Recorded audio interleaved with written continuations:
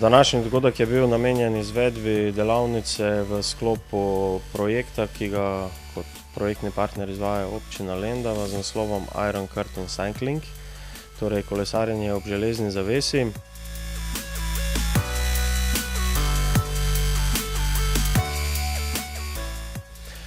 Delavnica je bila izvedena z namenom, da se nekako seznanimo, da predstavimo osnove potrebne infrastrukture namenjene kolesarstvu, potem razvoj produktov in pa trženje le-teh.